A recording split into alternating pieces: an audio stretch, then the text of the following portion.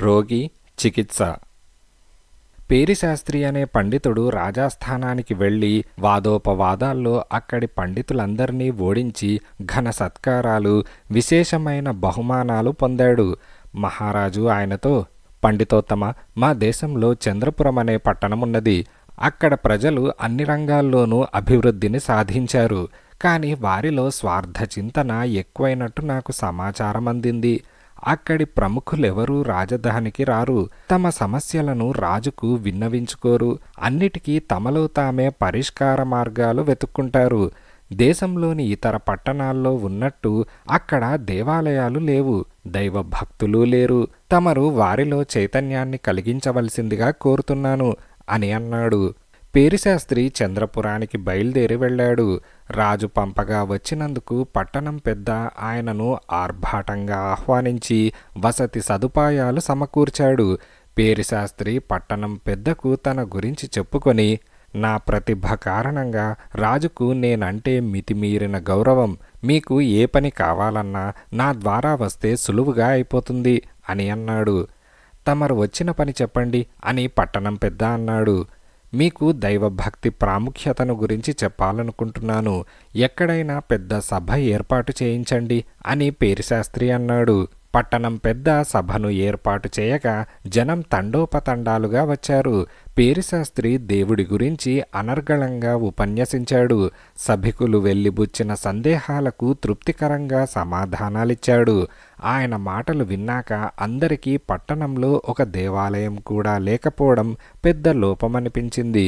మొదటి రోజు సభ ముగిశాక పేరిశాస్త్రి వద్దకు వృద్ధుడొకడు వచ్చి, బాబు, నువ్వు మాట్లాడుతున్నంతసేపు నేను నిన్నే గమనిస్తున్నాను. అదొక రకంగా కణతలు చిట్లిస్తూ అప్పుడప్పుడు కణతలు నొక్కుకున్నావు. ఇవి శిరోవేదనకు లక్షణాలు అంటూ ఒక చిన్న సీసా ఇచ్చి, ఇందులోని ద్రవాన్ని ప్రతిరోజు ఉదయం రాత్రి 2 చుక్కలు నోట్లో వేసుకొని చప్పరించు. నీ జబ్బు త్వరలో మాయమవుతుంది అని చెప్పి అక్కడి నుంచి బయలుదేరబోయాడు. తాతగారు, మీ అభిమానానికి చాలా సంతోషం. మీకేమైనా తీరని కోరికలుంటే చెప్పండి, రాజు చేత తీర్పిస్తాను అని పేరిశాస్త్రి అన్నాడు. వృద్ధుడు పేరిశాస్త్రి వంక యగాదిగా చూసి అదోలా నవ్వి వెళ్ళిపోయాడు. కొందరు పట్టణవాసులు పేరిశాస్త్రికి తమ కోరికలు విన్నవించుకున్నారు. చాలామందికి కోరికలు తీర్చగలనని ఆయన వాగ్దానం చేశాడు. ఆ తర్వాత 2 రోజులకు పేరిశాస్త్రి రాజవీధిన నడుస్తూ ఉండగా వృద్ధుడు ఎదురై, అదేమిటి నాయనా, ఎండ మండిపోతూ ఉంటే గొడుగు లేకుండా తిరుగుతున్నావు? అసలే నీకు శిరోవేదన అంటూ బలవంతాన తన గొడుగిచ్చి వెళ్ళిపోయాడు. ఇది పేరిశాస్త్రికి చాలా వింత అనిపించింది. వారం రోజులు గడిచాక పట్టణవాసులు దేవాలయ నిర్మాణం జరగడానికి ఒప్పుకున్నారు. పునాది రాయి రాజుగారి చేతిమీదుగా పడాలని, ఆ సమయంలో పేరిశాస్త్రి ఉపన్యసించాలని కూడా వారు కోరారు. అన్నిటికీ పేరిశాస్త్రి తల ఊపాడు. ఎందరికో తానిచ్చిన వాగ్దానాల వివరాల పత్రాలను జాగ్రత్తగా పెట్టెలో సర్దాడు. రాజు ఏర్పాటు చేసిన రథం మీద పేరిశాస్త్రి తిరుగు ప్రయాణమవుతూ ఉండగా వృద్ధుడు ఆయనను సమీపించి, నాయన, ప్రయాణంలో అలసట అనిపించినప్పుడు ఈ ఉసిరికాయలు చప్పరిస్తూ ఉండు, నీకు సుఖంగా ఉంటుంది. వీటిని ప్రత్యేకమైన ద్రావకంలో నానబెట్టి తయారు చేశాను అంటూ ఒక చిన్న జాడి ఇచ్చాడు. ఇందుకు పేరిశాస్త్రి ఎంతో సంతోషించి ఆయన్ను ఏం కావాలో కోరుకోమన్నాడు. కానీ వృద్ధుడు మాట్లాడకుండా అక్కడి నుంచి వెళ్ళిపోయాడు. అప్పుడు పేరిశాస్త్రి పట్టణం పెద్ద వైపు చూసి, అయ్యా, ఈ వృద్ధుడికి నా గురించి బాగా తెలిసి ఉండాలి. నా వల్ల ఈయనకు పెద్ద సహాయం అవసరమై ఉండాలి. అందుకే ఎన్నో మార్లు నా మెప్పు పొందాలని చూశాడు. కానీ ఇంతవరకు ఒక్కసారి కూడా తన అవసరమేమిటో నోరు విప్పి చెప్పలేదు. ఇది నాకు అసంతృప్తి కలిగిస్తున్నది. అవసరంలో ఉన్న వారిని అడిగి మరీ ఆదుకునే తత్వం నాది. మీలో ఎవరైనా ఆయనను అడిగి మొహమాట పడకుండా తన అవసరమేమిటో చెప్పవలసిందిగా కోరి నాకు తెలియపరచండి.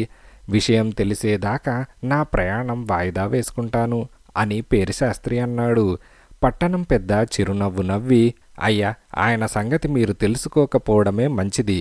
ఇంతకు ఆయన మొదటి రోజున ఇచ్చిన తలనొప్పి మందు వేసుకున్నారా లేదా? వైద్య విద్యలో ధన్వంతరి కూడా ఆయన తర్వాతే అని అన్నాడు. ఆ మందు వేసుకున్నాను. నా తలనొప్పి చేత్తో తీసేసినట్టు మాయమైంది. మీరాయన గొప్ప వైద్యుడని అంటున్నారు. ఆయన గురించి తెలుసుకోవద్దంటున్నారు. నాతో అవసరం ఉన్న మనిషికి నేను సహాయపడకుండా ఉండగలనా అని పేరిశాస్త్రి అన్నాడు. వెంటనే పట్టణం పెద్ద ఆయనకు మీ నుంచి ఏ అవసరమూ లేదు అని అన్నాడు. ఆ సంగతి మీకెలా తెలుసు అని పేరిశాస్త్రి ఆశ్చర్యంగా అడిగాడు. ఆయన ఈ చంద్రపురంలో మహాజ్ఞాని. ఏ శాస్త్రంలో అయినా ఆయనకు తెలియని విశేషం లేదు. వాదోపవాదాల్లో ఆయనతో నెగ్గగలవారు లేరు. ఈ పట్టణవాసులందరికీ ఆయన మాటే వేదవాక్కు. ఆయన కారణంగానే మాకిక్కడ ఎలాంటి సమస్యలు లేవు.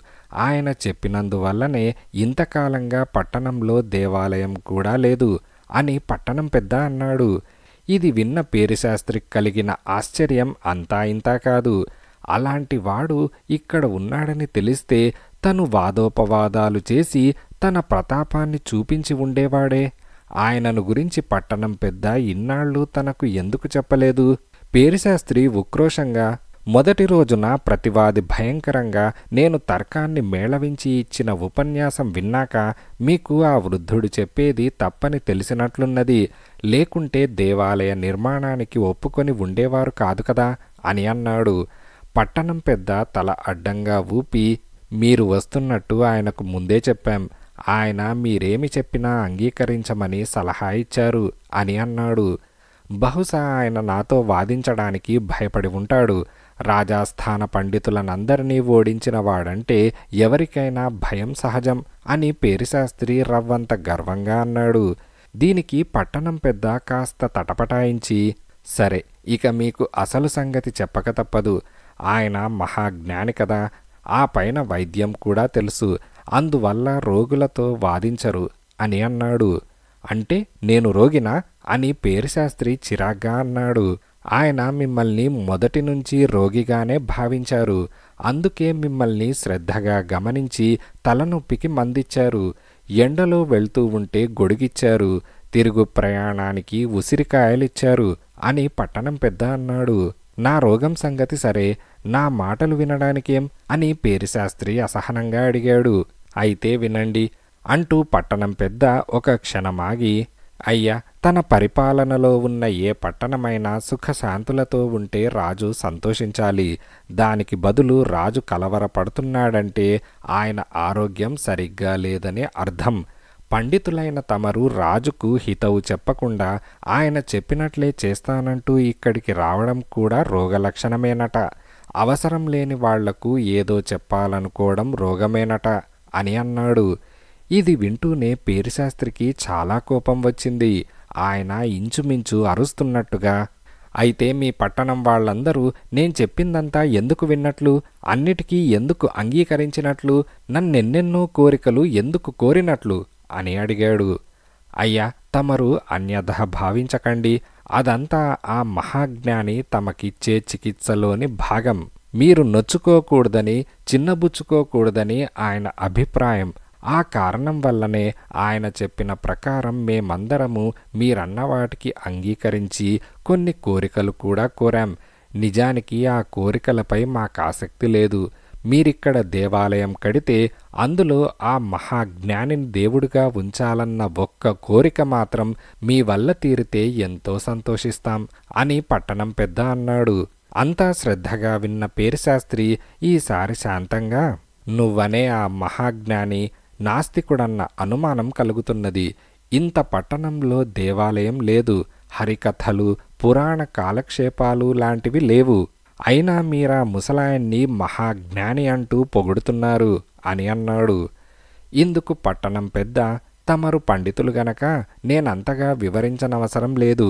ఆయన దైవభక్తి, దైవభీతి లాంటి వాటి గురించి మాకు ప్రబోధించకపోయినా ఏది ఉత్తమ మానవ ధర్మమో ఆచరణ ద్వారా తెలియపరుస్తూ ఉంటారు. సాటి మనిషిని గౌరవించడం, కష్టాల్లో ఉన్న వారిని ఆదుకోవడం ఆయన మా పట్టణవాసులకు నేర్పారు. ఒక్క మాటలో మానవ సేవే మాధవ సేవ అన్నది ఆ మహాజ్ఞాని చెప్పే ధర్మ సూక్ష్మం. అలాంటి వారిని మీరు నాస్తికుడనుకున్నా మేం కోపగించుకోం అని అన్నాడు. పేరిశాస్త్రి నిశ్చేష్టుడయ్యాడు. కాసేపటికి తేరుకొని, ఇంతకాలం నా అంతటివాడు లేడని విర్రవీగాను. అది ఒక విధమైన రోగ లక్షణమని నాకిప్పుడు తెలిసింది. దానికింకా చికిత్స పూర్తయినట్టు లేదు. నేను ఈ పట్టణంలో స్థిరపడి ఆ మహాజ్ఞాని సమక్షంలో ప్రయోజనం పొందుతాను అని అన్నాడు. ఆ విధంగా పేరిశాస్త్రి చంద్రపురంలో స్థిరపడిపోయి తానక్కడ తెలుసుకున్న విశేషాలను సందేశంగా పంపాక రాజు తన పొరపాటు గ్రహించాడు. ఆ తర్వాత ఆయన ఏనాడు చంద్రపుర ప్రజల ప్రవర్తన విషయంలో జోక్యం కలిగించుకోలేదు.